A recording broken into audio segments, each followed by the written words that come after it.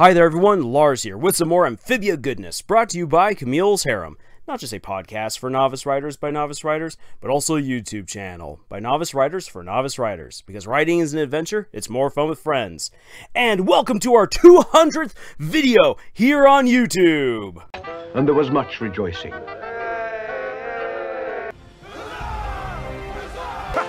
Yes! Now, it's been a few weeks since the opening of Season 3 was released as a teaser for the upcoming season, but I think it's still good to return to it and analyze this new opening in the hopes of gleaning both some ideas of what to expect in Season 3 and gain some solid writing advice for us novice authors. We are getting into the real adventure of Amphibia now, the story that Matt really wants to tell, and this is something that I enjoy both as an author and as a reader/viewer. When an incredible story is revealed to be but the beginning of something even bigger and badder. I will admit though that this is a tricky setup to pull off because it requires the ability to slowly ratchet up believable and relevant stakes, as well as increase the intensity of the overall plot and the character interactions. For a great example of how to do this, check out Fablehaven from Brandon Mole. And for a good example of how to not do this, check out Zu Minazuki's Plunderer. Anyway, getting back to Amphibia, it's time for shenanigans back on Earth. Ellie won't know what hit it, and I'm not sure how I feel about Anne with two shoes. But I know that I'm already in love with the Boonchoi family and their cluttered house. And it's great that the Planters are already engaged with the family. And look at Hop Hop starting up his own Instagram career. Good on you, Hop Hop. And I love that we get some Polly and Domino fun going on right here. This is honestly a good, hilarious payoff to an offhanded comment way back in Season 1. My kitty Domino.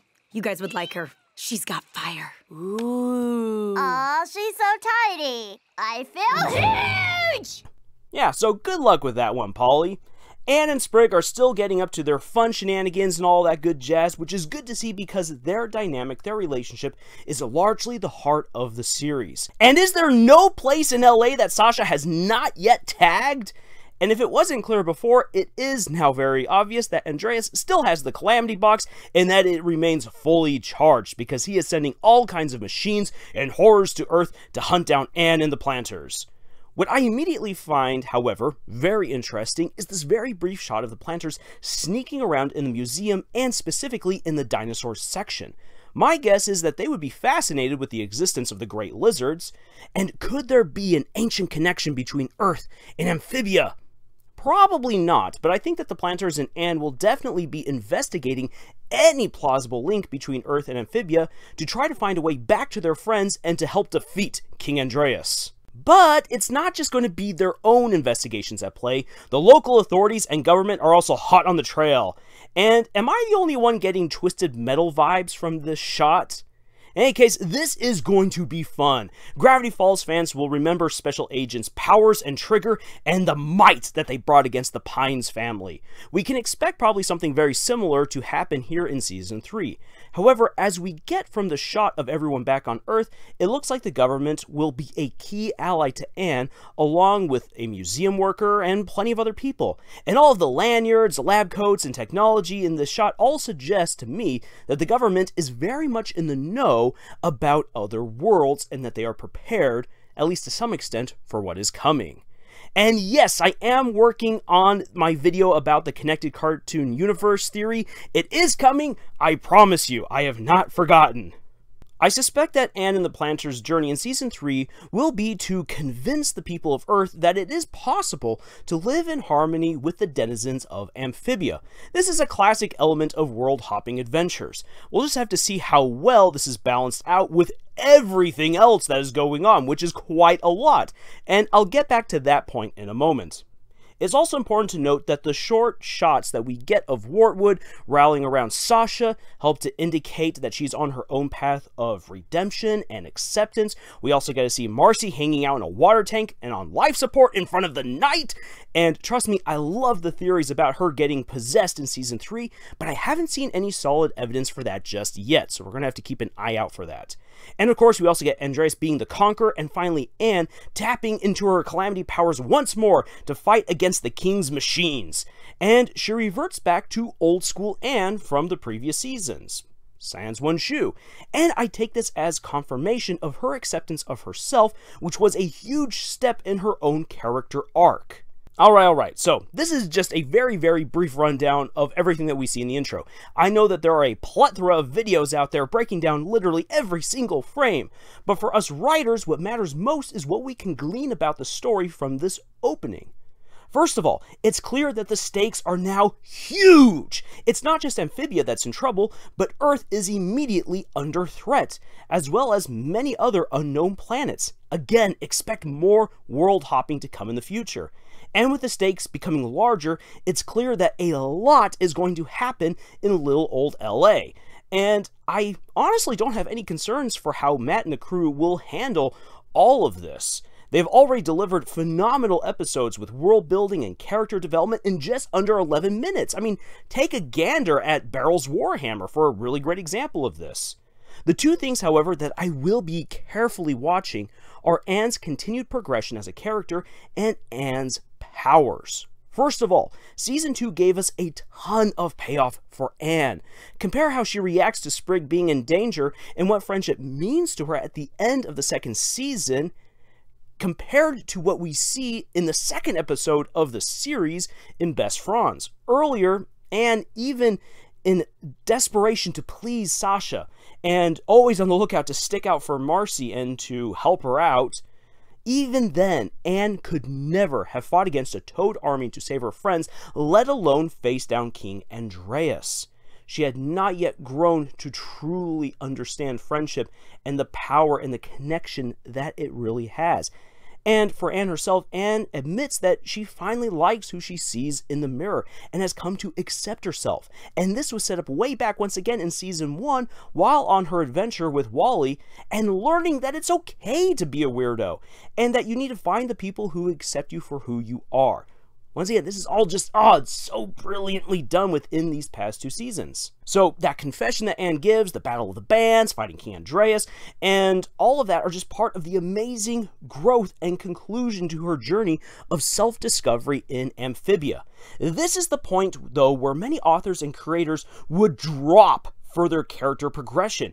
Trust me, it's plagued a lot of popular shows. I'm looking at you, Ruby, Adventure Time, Steven Universe. This happens where characters reach a concluding point within their arcs, and the author's like, sweet, I've done everything I want to do with them. And then they become set pieces to just help push the overall plot along. The challenge will be, in Season 3, to sustain Anne's growth moving forward. I think we'll get that in how Anne interacts with her family and with the people on Earth in lieu of her development and adventures back on Amphibia. She still needs to resolve the rift with her mom. We need to see her relationship with her dad. And of course, there are new people to meet. It will be good to see how Anne makes friends with people who are not frogs for a change. And can she put everything that she's learned into practice? That should be the heart of her personal journey here in Season 3.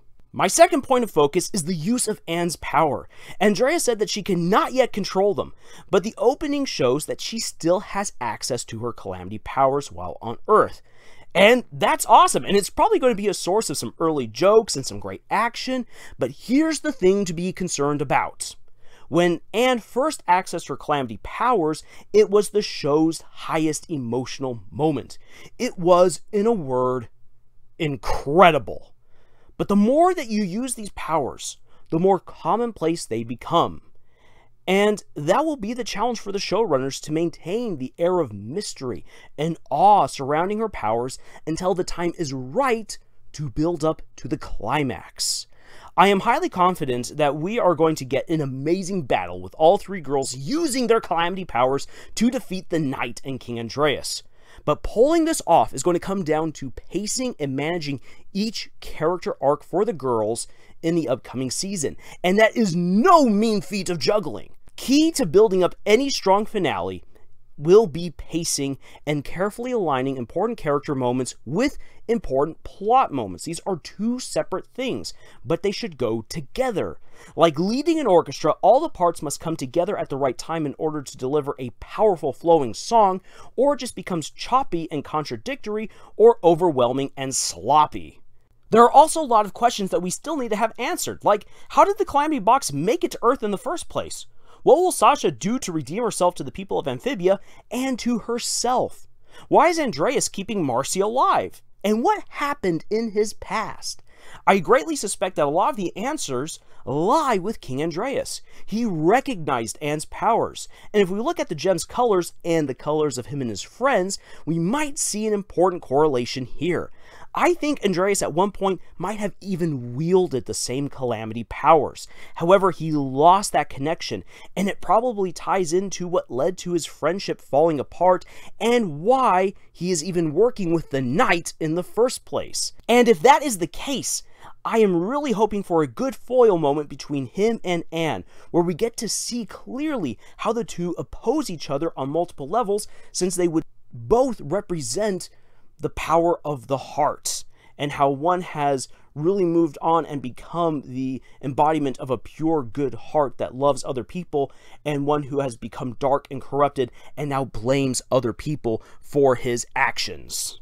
And that is the kind of dynamic that you need to keep the tension fresh between the heroes and the villains beyond just simple spats of action whenever the robot of the week gets thrown at Anne and the Planters. Clearly, there is a lot going on, and you can expect that the story is entering a very big, monumental phase. And just how big is something that we might see here soon enough when I get to my connected cartoon universe theory. Yep, I'm still plugging that because I believe it is super relevant to what we might be getting into with Season 3. It's honestly going to feel, though, like a long wait while we are waiting for Season 3 to arrive, but it's going to be worth it. The characters, the world building, the action, the themes, Amphibia has it all. But while we wait, please feel free to check out some of our other reviews here on the channel. We also have more direct writing advice for you over at our podcast, Camille's Harem, found on Podbean, iTunes, Google Play, Spotify, the works, as well as our bi-weekly live streams here on YouTube. Please feel free to check that out. We also have a Pinterest page for you to check out with a bunch of writing exercises for all you novice authors out there, and our Discord server is open to all of you to join us on this adventure that we call writing. And until the next video, y'all, keep on hopping, and tschüss.